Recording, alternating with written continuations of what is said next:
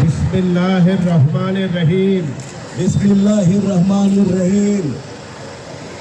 আমি মিশা সওদাগর, বাংলাদেশ চলচ্চিত্র শিল্পী সমিতির সভাপতি, নির্বাচিত হইয়া সশ্রদ্ধ চিত্তে শপথ করিতেছি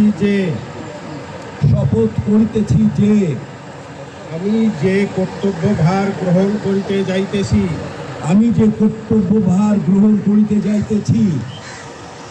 তাহা সমিতির বিধান অনুযায়ী ও বিশ্বস্ততার সহিত পালন করিব। আমি বাংলাদেশ চলচ্চিত্র শিল্পী সমিতির গঠনতন্ত্রের প্রতি